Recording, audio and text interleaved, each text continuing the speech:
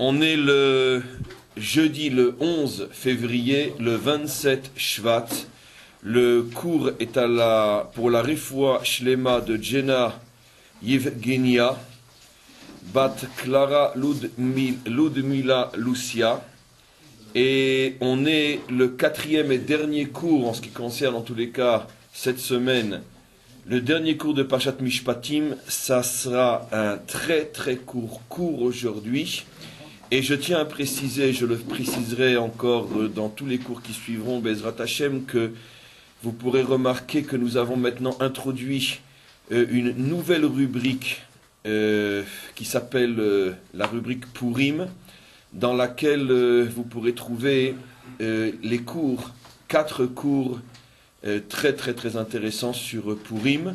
Et donc je vous invite dès à présent à vous préparer à la fête de Purim grâce à ces cours qui, encore une fois, sont dans la rubrique Purim, bien sûr, sur le site. Et donc, on avait remarqué hier que finalement, l'ordre dans lequel les lois étaient énoncées, l'ordre était lui-même très mystérieux, il y avait des coupures, on parle d'un sujet, puis après on interrompt, on reparle d'un autre sujet. Et donc on avait expliqué hier la raison pour laquelle tout le passage sur le serviteur est entrecoupé, puisque finalement la Torah fait allusion aux différentes vies, aux différentes réincarnations, aux différents Gilgulim de ce serviteur qui, parce qu'il n'a pas voulu accéder à la liberté quand elle lui avait été donnée gratuitement, comme il est dit, Chofshi Chinam, quand on donne la liberté gratuitement à quelqu'un et qu'il la refuse, c'est qu'il a véritablement un problème, car généralement les hommes sont prêts à mourir pour la liberté.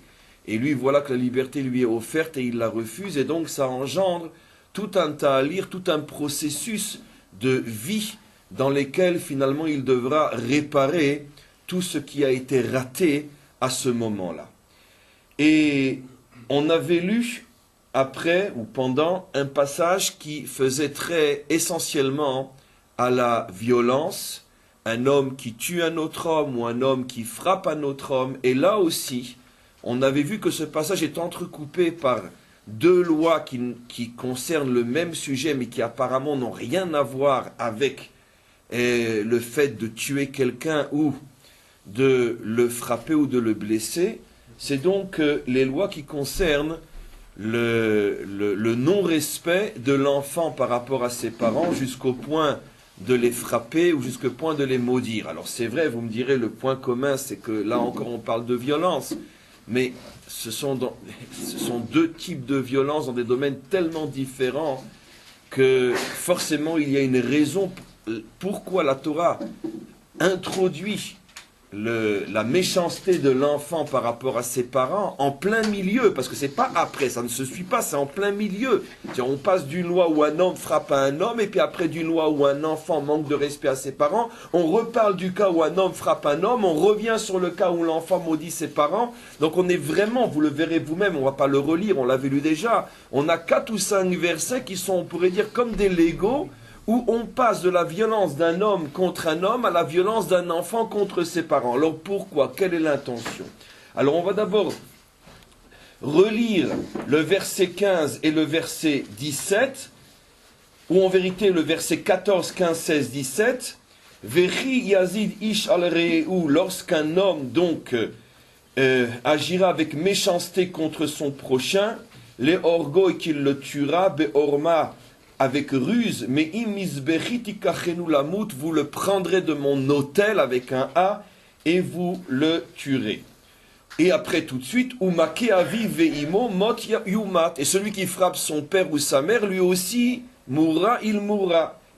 Et après on revient à un problème de violence qui n'a rien à voir avec les parents. Vegonev ish celui qui capture un homme pour le vendre ou le rançonner, lui aussi mourra. Et après, on revient sur le problème des parents, où Mekalel Aviv Veimo Mot Yumat, celui qui maudit ses parents, il mourra. Donc, quelle est l'intention de ce mélange? L'intention est claire. Comme j'ai prévenu aujourd'hui, le cours sera très très court, donc je vais aller vite et à l'essentiel. La Torah va mettre ici on pourrait dire une règle absolue, car n'oublions pas que le seul les seuls endroits, ou plutôt je vais le dire à l'envers, le seul endroit au monde où les règles sont absolues, ça veut dire il n'y a pas d'exception à la règle. Et j'imagine déjà que tout le monde va chercher l'exception à la règle pour contredire ce que je vais affirmer maintenant. Mais comme la Torah le dit, je n'ai pas peur de l'affirmer de manière absolue. La Torah nous affirme d'une manière absolue que la violence n'est possible que chez quelqu'un qui a eu des problèmes avec ses parents. C'est le message absolu de la Torah. Si tu vois un homme violent qui tue, qui frappe, qui blesse, qui fait du mal aux autres, sache qu'à 100%, dans 100% des cas, tu es en face de quelqu'un qui, dans son enfance, a eu des problèmes avec ses parents. On va voir de quel type de problème. C'est pour ça que la Torah ne peut pas le faire de manière plus majestueuse pour nous le faire comprendre. En plein dans le passage où on parle de la violence d'un homme par rapport à un autre homme, la Torah fait rentrer deux versets qui n'ont rien à voir, qui sont comme un cheveu sur la soupe. Un enfant qui frappe ses parents ou un enfant qui maudit ses parents, pour bien nous faire comprendre, attends, on ne parle pas de quelqu'un qui a eu des problèmes sexuels ou je ne sais quoi, pour bien nous faire comprendre que la seule et unique première raison, j'ai pas dit seule raison, mais la première et unique raison qui peut amener un homme à être violent et à être un danger pour la société, c'est les problèmes qu'il a eus avec ses parents. Ça dépend de la nature des problèmes, parce que tout le monde a des problèmes avec ses parents. Non, les gars, justement. D'abord, ça c'est la première constatation. Maintenant, justement, Razak. Maintenant, quel genre de problème? Alors là, regardez de quelle manière la Torah prend le contre-pied absolu, puisqu'on est dans la Torah, donc c'est de l'absolu, le contre-pied absolu de tout ce que, d'une certaine manière, la psychologie moderne, en termes de justice, dit et veut démontrer. Vous savez que très souvent, dans l'approche moderne de la justice, lorsqu'on voit quelqu'un qui a de graves problèmes et qui commet de graves choses, en particulier donc dans sa relation à autrui, des violeurs, des meurtriers, des voleurs, puisqu'on ne parle que de ça ici, de gens qui agressent, très souvent on remonte dans son passé, on fait des études, voir ce qu'il avait, ce qui lui est arrivé, et effectivement, d'une certaine manière, comme la Torah le dit, on trouve que généralement ce genre de personnes n'ont pas eu une enfance facile. D'accord ? Un père alcoolique, une mère prostituée, il était délaissé, il était abandonné. Il est clair que dans 99,9% des cas, on peut effectivement retrouver ce genre de choses. Mais regardez, là où la comparaison avec la Torah s'arrête et là où la Torah prend le contre-pied absolu des conclusions de la psychologie moderne, c'est que les conclusions de la psychologie moderne est de dire, puisque cet enfant a eu une enfance, puisque cet homme a eu une enfance si malheureuse, et puisqu'effectivement on peut prouver qu'il a été abandonné, battu, violenté, etc., on peut plus ou moins comprendre ce qu'il a amené lui-même comme par réaction contre, à violenter, à agresser, à être méchant avec les autres. Mais regardez, la Torah dit exactement le contraire. J'ai presque envie de m'arrêter et on garde 1 minute, 1 heure de silence pour contempler la merveille que la Torah nous enseigne ici. Exactement le contraire. Toutes les thèses de psychologie moderne dans le domaine de la justice tournent autour du problème. Il était battu quand il était enfant, il était violenté, délaissé, abandonné, et donc ta. Et voici que la Torah nous dit le contraire absolu. Il frappait ses parents, il maudissait ses parents, et donc il est devenu un agresseur. C'est-à-dire que la Torah nous affirme ici la chose suivante. Le fait d'avoir été un enfant battu, abandonné, délaissé, n'est pas une cause absolue qui va faire que l'enfant, plus tard, va lui-même devenir un agresseur. Ce n'est pas exclu comme cause, mais la Torah, elle, parle de cause absolue, puisque la Torah est, on pourrait dire, la loi absolue, qui ne fonctionne pas selon le principe humain de l'exception qui confirme la règle. Ça, c'est un principe humain. Il n'y a que dans le monde humain qu'il y a des exceptions qui confirment la règle. Mais la Torah ne peut pas supporter une exception, puisque c'est Dieu qui parle et qui pense. Donc automatiquement, lorsque la Torah va énoncer des lois, ça ne peut pas être de l'à peu près, même à 99,9%. Ça ne peut être que du 100% ou rien. Donc ce qui figure dans la Torah, c'est ou 100% ou ce n'est pas dans la Torah. Ça ne veut pas dire que c'est faux, mais c'est ailleurs, ce n'est pas dans la Torah. Et donc la Torah exclut comme justification de la méchanceté d'un homme, elle exclut comme cause le fait que lui-même aurait souffert quand il était petit, et que donc l'agressé serait devenu agresseur. Vous savez, il y a une thèse, et encore une fois, je ne dis pas qu'elle est fausse, mais il y a une thèse extrêmement répandue qui dit que généralement les violeurs sont, dans la majorité des cas, ceux qui, dans eux-mêmes, ont subi des violences sexuelles. La thèse n'est pas fausse, mais elle n'a pas sa place dans la Torah parce qu'elle n'est pas absolue. On pourra trouver des violeurs qui n'ont pas forcément été violés. Au contraire. Mais la Torah, lorsqu'elle nous dit que quelqu'un qui a agressé ses parents deviendra lui-même, ou continuera plutôt à agresser les autres, cette règle-là est absolue. Ça veut dire que si quelqu'un a manqué de respect quand il était jeune, adolescent, enfant, a manqué à ce point de respect à ses parents qu'il en est arrivé à lever la main sur eux ou à les maudire, c'est sûr et certain, s'il ne fait pas teshuva, bien sûr, je n'ai pas besoin de le rajouter, teshuva, c'est-à-dire s'il ne se prend pas en main et qu'il ne répare pas jusqu'à mourir sur la tombe de ses parents à leur demander pardon. C'est ça une vraie teshuva. Il en pleurera à en mourir. Mais s'il ne fait pas teshuva et bien il continue dans sa vie d'adulte en ayant refoulé ce qu'il a fait à ses parents, il est sûr et certain, dit la Torah, qu'il terminera assassin, voleur, violeur, voleur. C'est sûr et certain. C'est le processus absolu de la vie. Comme si la Torah disait que si tu mets la main dans l'eau, c'est absolument sûr qu'elle ressort mouillée. Sauf s'il y a des gants, bien sûr. C'est un principe qui fait partie des structures, on pourrait dire, les plus essentielles de l'existence. Dieu a créé l'homme de telle manière que si il, on pourrait dire, fait tomber les garde-fous, les barrières du respect, au point d'en arriver à lever la main sur ses parents, il rentre dans un processus, on pourrait dire, qui va l'amener d'une manière sûre et certaine à tuer autrui, à le violer, à l'agresser, à le voler, etc. C'est sûr et certain. Sauf si, bien sûr, il devient un autre. C'est-à-dire, il tue l'ancien et il devient un homme nouveau. C'est-à-dire, il fait teshuva. Car que signifie la teshuva? Tuer l'ancien, le faire disparaître et renaître dans un corps et dans un être et dans une âme nouvelle. On parle d'une vraie teshuva, pas je regrette, je ferai plus, excusez-moi. D'une vraie teshuva, qui est une nouvelle naissance. Donc l'ancien de toute façon est mort, il a disparu.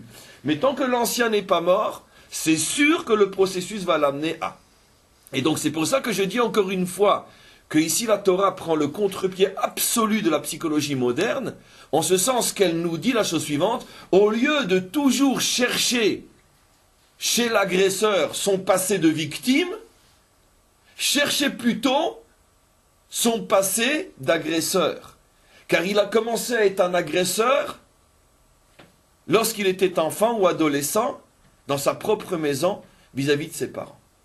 On comprend maintenant pourquoi le verset qui demande de respecter les parents est à la croisée entre les deux mondes qui sont la relation avec Dieu et la relation avec l'homme. Comme on le sait dans les deux tables, on a les premiers commandements qui définissent la relation verticale, la relation de Dieu avec l'homme ou de l'homme, plutôt de l'homme avec Dieu. Et puis après on descend les 4 versets, on arrive au 5e, tu respecteras ton père et ta mère. Et puis après on passe sur la 2e table, toutes les lois qui énoncent la relation entre l'homme et son prochain. On sait tous, la question elle est connue, qu'est-ce que le respect des parents vient faire, on pourrait dire, entre les deux? On ne voit pas vraiment quelle est sa place. Il n'est pas vraiment, on pourrait dire, à sa place sur la table qui parle de la relation avec Dieu. il n'aurait pas vraiment été à sa place dans la relation, dans la table qui parle de la relation entre l'homme et l'homme, car la relation entre l'enfant et les parents est très différente de la relation entre l'homme et l'homme. Ça aurait été inconcevable que la Torah mette les parents au même niveau que le prochain, mais de la même manière, c'est inconcevable apparemment que la Torah mette les parents au même niveau que Dieu. Donc qu'est-ce que ce verset fait là aussi comme un cheveu sur la soupe, pour bien nous faire comprendre que ce verset est le détonateur de l'ensemble. Comment tu es avec tes parents, tu seras avec Dieu et tu seras avec les hommes. Si tu agresses tes parents, tu te révolteras contre Dieu et tu agresseras les hommes. De quel genre d'agression on parle? Bien sûr d'une agression forte. La Torah prend le cas extrême de lever la main, de maudire. Mais tout le monde comprend qu'à partir du moment où la Torah a défini la borne extrême, tout celui qui se trouve dans cette direction, même s'il n'a pas encore atteint la borne extrême, la Torah le met en garde contre les dangers d'être un homme agressif. Ce qui veut dire très simplement que chacun d'entre nous maintenant pourrait faire un bilan simple. Je suis coléreux, j'ai pas de patience, je m'énerve facilement, j'ai, on pourrait dire, l'insulte facile, je ne suis pas facile à vivre. Remonte dans ton passé et tu trouveras très certainement que ça a commencé avec tes parents. C'est la faute des parents. Comment? Non. La faute des parents. C'est toi qui as agressé. La Torah ne dit pas vous respecterez vos enfants, la Torah dit vous respecterez vos parents. La manière dont les parents éduquent les enfants.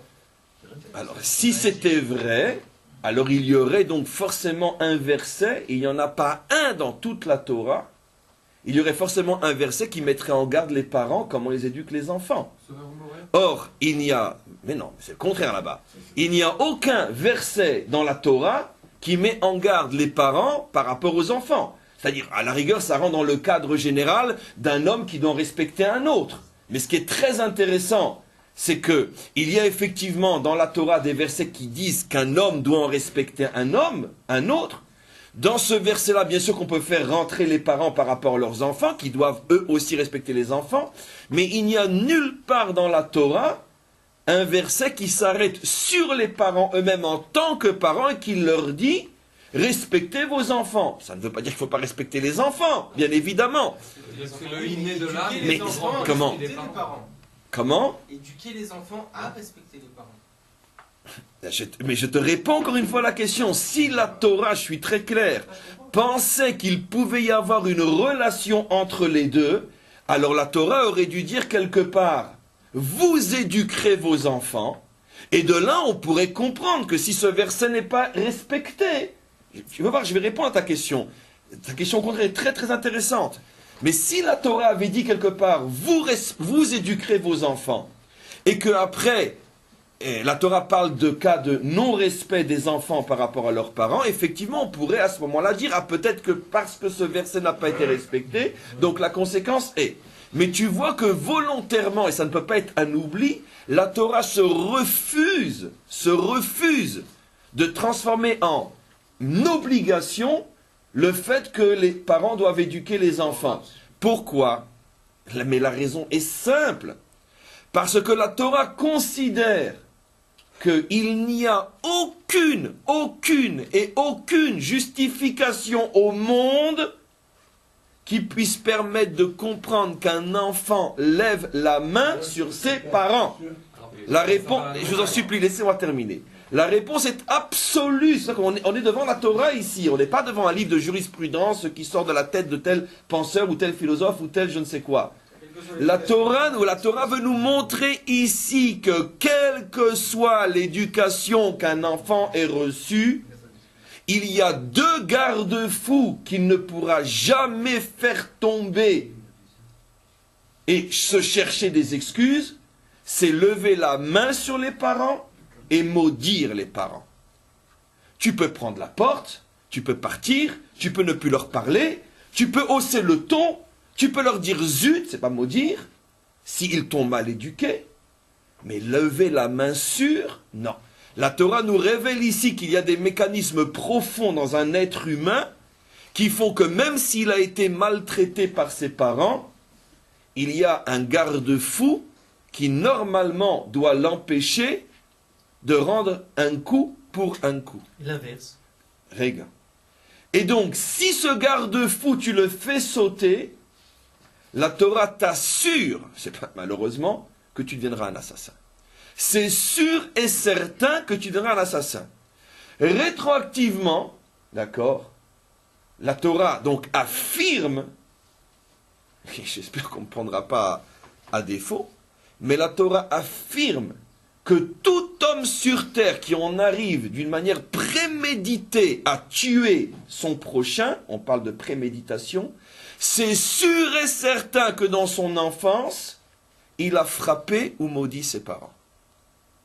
Quelqu'un, écoutez-moi bien, qui n'en arrivera pas à frapper ou maudire ses parents, est sûr et certain qu'il n'en arrivera jamais à tuer d'une manière préméditée. C'est un chidouche énorme ce qu'on explique ici, parce que ce sont des milliards de pages de droit qui s'effondrent. Ça veut dire que si je suis un homme normal, j'ai gueulé contre mes parents, j'ai haussé le ton, j'ai claqué la porte, je suis passé par la fenêtre, j'aurais pu parler pendant 3 mois. Ça, c'est normal. D'accord. Oui, alors, Et si tu es dans une situation normale, à plus forte raison si tu as été un bon enfant, tu es sûr et certain que Dieu t'a créé avec des mécanismes tels que tu ne pourras jamais être un assassin. Jamais. C'est absolument impossible. Alors, Raph, c'est-à-dire en termes modernes, pour comprendre ce fameux débat sur inné et acquis, ça veut dire que, d'après cette explication, l'inné, c'est-à-dire l'âme en quelque sorte, structurée de telle manière quand un gosse a été créé par Dieu, eh bien, elle est nettement supérieure à tout ce qu'il acquiert dans les premières années. Absolument. Ça veut dire qu'il y a des natures fondamentales. C'est ce que la Torah ici nous révèle comme secret inimaginable. L'homme, puisqu'on parlait hier ou avant-hier du libre arbitre, l'homme a malheureusement la possibilité de détruire sa véritable nature. Mais l'homme a été créé avec des garde-fous. Par exemple, l'homme a été créé avec un garde-fou qui est l'impossibilité de tuer. Je ne peux pas tuer, je peux encore une fois tuer d'une manière préméditée. De ça, on parle ici. Vechi yazid ish al reu le orgo beorma. Je précise bien. Je ne parle pas tout d'un coup d'une dispute et puis un mauvais coup qui est parti ou sur le moment tu m'as donné un mauvais coup, je t'ai rendu un coup. Je ne parle pas de ça. D'ailleurs, en termes juridiques, tout le monde sait que ça s'appelle en hébreu, hariga et non retzicha. Quelle est la différence en français entre hariga et retzicha? Je le connais mieux en hébreu qu'en français. Tuer, assassiner. Tuer, bien sûr que tout le monde peut être un tueur. Une dispute, le sang qui me montait à la tête, ça. Mais on ne parle pas de ça ici. On parle d'un crime prémédité, de sang-froid. Je lui tire dans le dos. Beorma. Un crime comme celui-là est absolument impossible chez un homme qui a eu une enfance normale. C'est absolument impossible. C'est ce que la Torah nous dit ici. Alors maintenant, on ne va pas s'amuser à regarder les 7 milliards d'hommes qu'il y a sur Terre, etc. Et ça, c'est un des absolus dont parle la Torah. Mais non, il faut qu'on avance un petit peu. Qu'est-ce qu'on comprend de là? On comprend de là que l'homme a été créé avec une nature morale, puisque la Torah nous le révèle dans ce domaine-là, mais en vérité, on peut comprendre que c'est un modèle, c'est un exemple, mais c'est vrai dans quantité d'autres domaines. Il y a une nature morale dans l'homme, et c'est à toi de faire attention de la préserver.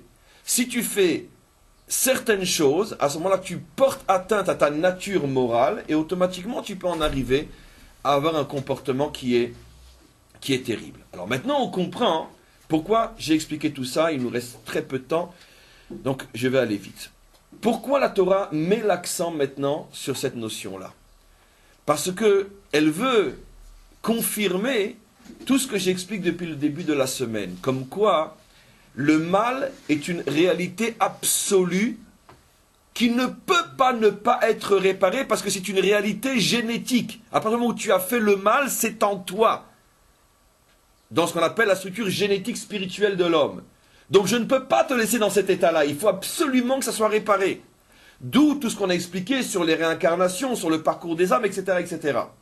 Pourquoi? Puisque pour en arriver, exemple choisi par la Torah, pour en arriver à tuer quelqu'un, il faut que d'abord, tuer d'une manière préméditée, il faut d'abord que dans ton enfance, tu aies frappé tes parents. Et donc que tu aies porté atteinte à ta véritable nature d'homme. Donc cette véritable nature d'homme qui a été esquintée, si je tiens à toi, dit le maître du monde, si je ne veux pas te perdre, je dois te réparer. Donc automatiquement est mis tout un processus en marche de réparation de la structure détruite. Et automatiquement on comprend que le maître du monde se fout royalement, est-ce que je le comprends ou pas? Tiens, pourquoi il m'arrive ça, pourquoi il m'arrive ça? Mais je suis en train de te réparer, je suis ton médecin. Est-ce qu'à chaque moment de l'opération d'un malade, on parle avec lui, et vous comprenez, je suis en train de prendre le bistouri et le mettre ici maintenant. Vous savez, je suis en train maintenant de déplacer l'artère pour la mettre à droite. Vous imaginez la conversation? Il s'endort, on ne lui demande pas son avis et on trifouille.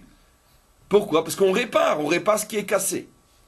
Donc maintenant qu'on a compris ça, revenez maintenant au verset 12. Make ish va mettre.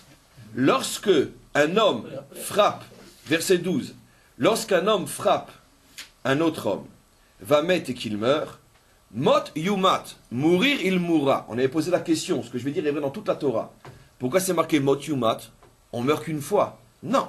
Mot, soit il mourra de son vivant, c'est le cas de le dire, soit yumat, soit il mourra dans le futur. L'une des preuves claires dans la Torah de la réincarnation. Mot yumat. Soit il meurt au présent, soit il meurt au futur. On va voir que ça veut dire mourir au futur, c'est une merveille, vous allez voir. Ça veut dire que soit il a la chance de mourir dans cette vie, et donc automatiquement il répare ce qu'il a brisé. S'il n'a pas de chance, et que ça va prendre beaucoup plus de temps, c'est-à-dire qu'il va vivre longtemps avec sa maladie, il va devoir revenir dans une autre vie, et peut-être même dans cette autre vie ça ne va pas encore marcher, dans une autre, et dans une autre, peut-être que dans 50 générations, Yumat s'accomplira cette mort au futur. Alors maintenant, quand on va le voir mourir 50 générations après, on ne va pas comprendre, mais qu'est-ce qu'il a fait le pauvre? On l'avait prévenu. Mot Yumat. Maintenant, quand va s'appliquer le Yumat, on n'en sait rien. Le Yumat au futur. Laissez-moi continuer, je vous en supplie, laissez-moi continuer. On n'a pas beaucoup de temps, et surtout que je suis en train de me suicider. Vous imaginez pas le déluge de questions qu'il y a déjà sur ces cours-là. Ce que vous avez sur le bout des lèvres, tout le monde là. Alors, je suis obligé d'être un peu despote dans le cours. Je vais répondre à toutes vos questions et aux milliers d'autres questions qui déferlent comme un tsunami depuis le début de ces cours. Laissez-moi terminer. Alors maintenant, la Torah va nous montrer comment on va pouvoir accomplir « Il mourra au futur ». Regardez la merveille du verset qui vient après. Verset 13. Ve'asher lo tzada. Je traduis tout de suite d'après le véritable sens. S'il n'a pas été attrapé de son vivant, par exemple, il n'y avait pas de témoin, ou on n'a pas pu le condamner à mort, peu importe, il n'a pas été attrapé, c'est-à-dire il n'a pas eu d'accident de son vivant, peu importe, il a traversé sa vie sans pouvoir réparer, c'est pas grave, dit le verset. Ve'elohim ena leyado. Dieu le prendra en main. C'est marqué clairement. Et qu'est-ce qui va se passer? Vesamti lecha makom asher yanus shama. D'accord? Et là où il s'enfuit, je le rattraperai. C'est-à-dire, où que parte son âme, je l'attraperai. C'est un verset explicite. Maintenant, je ne l'ai pas traduit après le sens littéral, mais je vais maintenant vous expliquer quel est le sens littéral qui dit exactement la même chose. Comment explique Rashi ce verset? Car ce verset est très mystérieux, c'est pour ça que je l'ai traduit après son véritable sens. Mais comment Rashi explique ce verset-là? Il dit la chose suivante.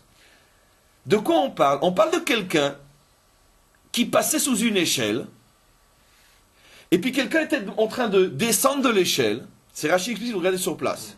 Et il a glissé, et il est tombé, et il a tué la personne.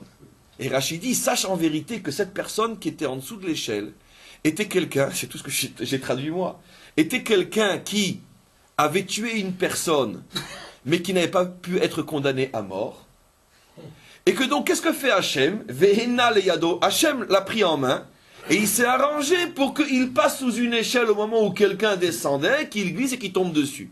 Ben, Rashi a dit, par son exemple simple, exactement tout ce qu'on a expliqué. Simplement que ce que j'ai montré, c'est comment Rashi le sait, du verset lui-même, selon sa véritable lecture. Ve'asher lo tzada, celui qui n'aura pas été pris après son crime, ne t'inquiète pas, dit Hachem, la vie ne s'arrête pas là. Je le prends en main, et là où il se trouve, je le rattraperai. C'est ça le Yumat au futur. Ce qui veut dire que la Torah nous fait comprendre ici que de toute manière, si tu as tué, tu seras tué. Un autre il y a plus de 2000 ans, l'avait dit avant nous. Cet autre-là s'appelait le grand, le très grand Hillel Azaken, qui un jour se promenait avec ses élèves près d'une rivière, et il a vu sur cette rivière descendre un crâne. Il a regardé le crâne et il lui a dit, comme tu as noyé, on t'a noyé. Et comme tous les commentaires tombent sur Hillel et demandent, mais enfin, je ne comprends pas, tu as du culot. D'abord, d'où tu sais que ce pauvre homme qui s'est noyé, il avait noyé quelqu'un? Alors la réponse est, mais on ne parle pas forcément dans cette vie-là, et il y a 1 heure, il y a 1 jour, il y a 3 jours, peu importe. Il y a 250 000 ans, peu importe, une âme ne vit pas dans le temps et l'espace. Cette âme avait ce problème-là en elle, il fallait que ça sorte, comme quand les boutons sortent sur le visage, c'est la preuve qu'on est en train de se guérir. Il fallait que ça sorte, et c'est sorti. Alors maintenant, pourquoi je dis que... Alors, je termine. Regardez. À ce moment-là, regardez maintenant le verset qui va suivre. L'idiot pourrait dire, mais j'ai bien compris le cours, monsieur le rabbin. Donc, ce qui veut dire que finalement, tout celui qui meurt, forcément, c'est le bon Dieu qui l'a rattrapé. Donc, et si je tue volontairement, peut-être que là aussi, en ce qui concerne la victime, c'est le bon Dieu qui l'a rattrapé. Alors, devinant la question, le maître du monde va répondre à celui-là. Et regardez ce qu'il lui dit maintenant, verset 14. Regardez la merveille. Vechi azid ish al re'eu. Mais si tu veux profiter de ce principe que moi je rattrape les assassins, si tu veux profiter de ce principe pour te faire toi-même justicier en disant mais je ne fais que finalement, je ne peux tuer qu'un mort. On ne peut tuer que des morts potentiels.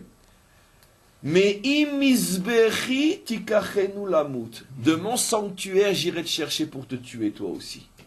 On avait posé la question pourquoi de mon sanctuaire? Et si c'est à une époque où il n'y a pas de sanctuaire? Et si c'est pas un Cohen? Non. Regardez la merveille du texte.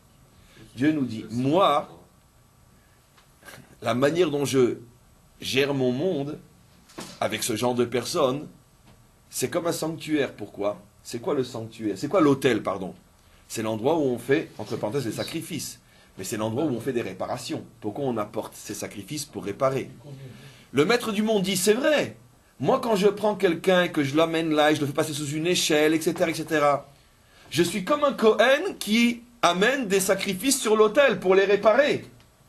Parce que moi, je ne suis pas en train de punir, dit le maître du monde. Moi, je ne suis en train que de réparer. Réparer. Dans la Torah, la notion de punition n'existe pas. Il n'y a que des réparations. Ça fait 1 semaine qu'on en parle. Donc, ce que je fais, dit Dieu, c'est comme sur un autel. Mais si toi, tu veux profiter de mon autel pour devenir toi, à ma place, le Cohen, je ne te louperai pas toi non plus. Comprenez ce qu'il y a marqué? Tout est clair, tout est limpide, tout est maintenant... Oh, c'est pas possible. On a toute l'explication du monde qui est dans ces 3 ou 4 versets. Comment ça fonctionne? Dieu dirige son monde effectivement comme un Cohen qui apporte des offrandes sur son autel, mais c'est que Dieu qui peut se présenter comme étant le Cohen, le grand prêtre, pas nous. On ne peut pas le faire à sa place. Par contre, si accidentellement tu tombes de l'échelle et que tu tues quelqu'un, à ce moment-là, le verset dit, cette personne, c'est moi qui l'ai rattrapé. Mais si tu veux le faire volontairement, à ce moment-là, te cache pas derrière moi, tu es un assassin, etc., etc. Alors, quelle est la conclusion de tout ça? La conclusion, oui? Non, c'est un filou lâché. Quelle est la conclusion? Mais bien sûr, c'est que tu... Comme on se comprend bien. Déjà, la Torah, ce qu'elle met à mort, ici c'est le cas de le dire, d'accord? C'est tous les salopards qui se servent du bon Dieu pour tuer. D'accord? On ne tue jamais au nom de Dieu. Laisse-moi, moi, faire le travail, dit le maître du monde. Mais imisberi tikachenu lamut. D'accord? Si tu oses te servir de mon autel pour dire que tu fais le travail à ma place, toi aussi tu mourras. Ici, la Torah met à mort toutes les religions qui tuent au nom de Dieu. Ça n'existe pas chez nous. Laisse le bon Dieu faire son travail, car lui sait qui monte sur son autel, quand il monte sur son autel et comment il monte sur son autel. Donc déjà, on a bouclé la boucle à ce niveau-là. Maintenant, là où, encore une fois, le problème est beaucoup plus grave, et là où volontairement je me suis mis dans une situation de véritable tremblement de terre ou de tsunami, parce que ça veut dire quoi? Ça veut dire que maintenant il n'y a plus de problème. À chaque fois que je vois un accident, un truc, un machin, etc., une maladie, n'importe quoi, mais c'est pas grave. Allez. C'est réparation, le bon Dieu, il a... Voilà. Alors, je répondrai oui et non. J'aurais eu intérêt à répondre non, parce que ça aurait été beaucoup plus démagogique, et donc j'aurais assuré la survie de ces cours et de ce site. Mais comme je me fous royalement de la survie de ce site, mais par contre je me soucie surtout de la survie du bon Dieu et de la vérité, je dirais oui et non. D'abord, il faut comprendre la chose suivante. C'est que, n'oublions pas ce qu'on a expliqué sur le choix de cette paracha tout de suite après le don de la Torah. Mishpatim. Mishpatim qui veut dire la justice. Mais rappelez-vous les 2 premiers cours de la semaine où on a expliqué que Mishpatim veut dire aussi le texte, la phrase. Et j'avais expliqué que finalement la Torah veut nous faire comprendre qu'au moment du don de la Torah, le peuple juif est arrivé à un niveau de perception claire où toute la charte du monde a défilé devant ses yeux comme un texte écrit. Le peuple juif a tout compris. C'est pour ça que Mishpatim veut dire phrase. Il a lu à ce moment-là l'histoire du monde. Mais comme le mot Mishpatim veut dire aussi justice, le peuple juif a pris conscience que l'histoire fondamentale de notre monde, c'est l'histoire de la justice. Nous sommes sur terre, cette phase de vie qui n'est qu'une toute petite phase d'existence à l'intérieur d'une éternité. Seulement comme nous, on ne se rappelle plus ce qu'il y avait avant et on ne voit pas encore ce qu'il y a après, on croit que c'est toute la vie. Mais cette petite phase est essentiellement la phase des mishpatim, de la justice. Nous sommes tous sur terre, mes amis, tous, pour réparer quelque chose. Car celui qui n'a rien à réparer n'est pas dans ce monde. Donc à partir du moment où je suis dans ce monde, c'est clair que j'ai à réparer. Sinon, ce n'est pas ma place ici. Il y a d'autres mondes, d'autres vies, d'autres existences, avec d'autres lois, d'autres règles extraordinaires, merveilleuses. Mais nous vivons sur la scène du monde des réparations.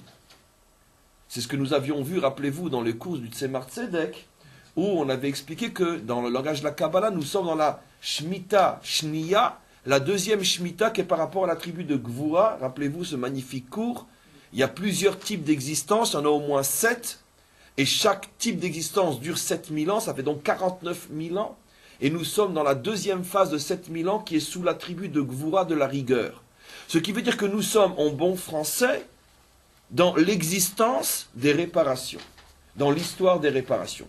Donc effectivement, nous avons tous quelque chose à réparer, et c'est pour ça que dans ce monde, il y a des accidents, il y a des morts, il y a des maladies, il y a malheureusement des guerres, des tremblements de terre, et des tsunamis, etc.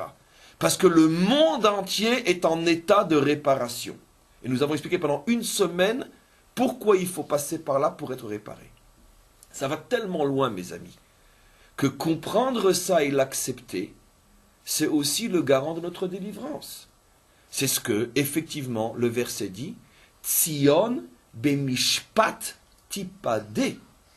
Voilà, maintenant ça prend tout son sens, ce verset-là. Tzion ne sera délivré que par le mishpat. Mishpatim, la justice. Il n'est pas dit Tzion beha'ava tipade. Tzion sera libéré par l'amour. Il n'est pas dit Tzion berachamim tipade. Tzion sera délivré par la pitié. Il n'est pas dit Tzion be'emet tipade. Tzion sera libéré par la vérité. Tzion be'mishpat tipade. Le jour où le monde aura compris que nous vivons dans un monde de justice absolue et que rien ne se perd, rien ne se crée, tout ce que tu as pensé, dit et fait devra être comptabilisé et un jour tu devras le réparer. Le jour où on comprendra ça, on commencera tous à beaucoup mieux se comporter, le monde ira beaucoup moins mal, et il y aura peut-être moins besoin de maladies, de tremblements de terre, de tsunamis, d'accidents, de guerres et de tout ce que vous voulez. C'est pour ça que la sphère d'après c'est Rachamim. C'est pour ça que la sphère d'après c'est Rachamim, on rentre dans le monde de la pitié après avoir traversé ce monde, bien sûr. Donc, maintenant, encore une fois, ce qui gêne le grand monde quand il entend ce genre de cours, c'est parce que dans notre, on pourrait dire, esprit d'ignorant, nous assimilons toutes ces catastrophes à des punitions. Or, c'est pour ça que ici, le verset nous précise, et c'est peut-être le mot le plus important de toute cette paracha, Mizbechi. C'est mon hôtel, ce monde. C'est pas une prison, c'est pas un cachot, ce n'est pas un lieu de supplice ou de mise à mort, dans le sens commun du terme. C'est un misbéach, ce monde. Moi, maître du monde, je ne fais que réparer. Vous imaginez le malade qui arrive à l'hôpital parce qu'il a mangé des graisses, du sucre, peu importe, toute sa vie, et que maintenant il a les artères bouchées, qu'il faut lui faire un pontage, et que ça fait un petit peu mal, et qu'il se met à hurler sur le médecin, mais arrêtez, arrêtez, espèce de voyou, assassin, vous me faites mal. Je comprends pas, moi je suis là pour te réparer. Mange moins de sucre pendant 30 ans. C'est tout. Ne bois pas de coca, ne mange pas de graisse, etc. Et une hygiène alimentaire. Je n'aurais pas besoin de te faire mal maintenant. Vous comprenez? Donc, mais imisbechi, ce qui se passe dans ce monde, c'est un misbéar par rapport à Hachem. Le responsable, c'est nous. Soyons encore contents qu'il nous répare. Seulement, effectivement, c'est tellement dur de l'accepter. C'est tellement plus facile de dire le hasard, le manque de chance, le destin, parce que ça évite la chose essentielle, c'est de se prendre en main et faire teshuva. Le Rambam, Maïmonide, ira jusqu'à dire la chose suivante, dans le Mishneh Torah, sur Ilchot Teshuva. Tout le monde peut le voir, je ne me rappelle juste pas le chapitre, mais tout le monde pourra le voir. Que tout celui qui, au moment où arrive un problème, dit c'est le hasard, le destin, le manque de chance, manque de peau, dit le Rambam, est un assassin, est un homme cruel, parce que, par ces mots-là, il s'empêche et il empêche le monde de prendre conscience du problème et de faire teshuva, et donc par son refus de faire teshuva, il prépare et amène les autres catastrophes qui vont suivre. Et donc en vérité, c'est lui l'assassin. Donc c'est sûr que ce n'est pas facile. C'est sûr et certain que c'est aussi la raison pour laquelle Shlomo Ameler, le plus chacham des hommes, termine Kohelet en disant Sov davar akol nishma et haElohim yar'e ki ze kol ha'adam. Sov davar akol nishma. En fin de compte, après tout ce que je peux t'enseigner, dit le plus sage des hommes à chacun d'entre nous, sache que la seule chose qui importe, crains Dieu, car l'homme n'existe que pour ça. Kizé kol ha'adam. Il n'est pas dit aime Dieu, il est dit crains. La crainte est quelque chose qui est fondamental. J'avais déjà expliqué que la crainte, c'est aussi le ciment d'un couple et non l'amour. Et la crainte est aussi le ciment de la relation entre un homme et Dieu. Pourquoi? Parce que c'est justement cette crainte qui va me permettre de réparer. Je terminerai juste et je répète sur cette notion que j'ai déjà dite. Lorsqu'on voit un homme souffrir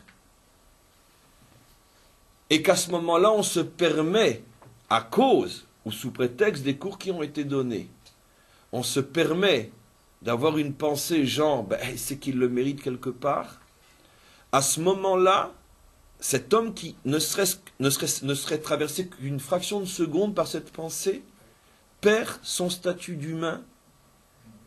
Il ne descend même pas au niveau de l'animal, car ce serait une insulte pour les animaux, ni au niveau du minéral, ni au niveau du végétal. Il cesse tout simplement d'exister. Il a perdu sa dignité, s'il ose penser une chose pareille. Je le dis de manière très très forte parce que c'est très très vrai. Et pourquoi? Mais vous venez dire le contraire pendant une semaine? Mais non. Mais pas du tout. D'abord, parce que si déjà, regarde au contraire, quel mérite il a lui Puisque lui, au moins, il est sûr d'avoir son tikkun, et toi, peut-être que tu es tellement une crapule que tu mérites même pas qu'on s'occupe de toi. Donc si déjà c'est exactement le contraire que tu dois penser, mais ce n'est pas encore la vraie raison. La vraie raison est, je vais expliquer pourquoi il ne faut pas penser une chose pareille. Parce que cette difficulté qu'il est en train de vivre maintenant est peut-être l'aboutissement d'un processus qui a commencé il y a 500 ans, dont lui, aujourd'hui, au niveau de sa conscience morale, n'est absolument pas responsable. Simplement que j'ai expliqué qu'à cause du problème de la génétique spirituelle, ça se transmet de génération en génération, et de la même manière que cet enfant-là, qui naît avec un problème X ou Y qu'il a hérité de son arrière-arrière-arrière-grand-père, cet enfant-là n'est pas responsable, mais c'est la loi de la génétique. Parce qu'encore une fois, le mal est une réalité absolue, et pas une convention humaine. Donc cet homme-là qui souffre aujourd'hui, bien évidemment qu'il se peut, et d'ailleurs j'ai l'obligation de le penser, que lui-même, dans son système d'aujourd'hui, est injuste parfait. Alors pourquoi il souffre? D'abord parce que nous souffrons tous, nous allons tous passer par des réparations, et il vaudrait mieux pour nous, parce que c'est le gage de notre réparation, mais aussi parce que cet homme-là qui souffre aujourd'hui est complètement innocent dans son système de pensée morale et spirituelle d'aujourd'hui. Il n'est que l'héritier d'un problème que son âme a vécu il y a peut-être 500 ou 1000 ans. Et donc automatiquement, mais de quel droit je peux maintenant regarder de manière négative cet homme qui dans mon présent, lui dans mon présent n'a rien à voir avec la chose qu'il est en train de subir. Alors si tu me dis alors pourquoi il le subit? C'est les règles de la génétique spirituelle, on ne peut pas y échapper, c'est comme ça. Parce que l'homme n'est pas que ce corps, l'homme n'est pas que cette tranche de vie, l'homme est une âme qui est hors temps et hors espace, et cette âme-là, il faut bien qu'elle soit réparée un jour. Donc vous voyez pourquoi j'ai dit oui et non. Pourquoi on ne peut pas empêcher le tsunami?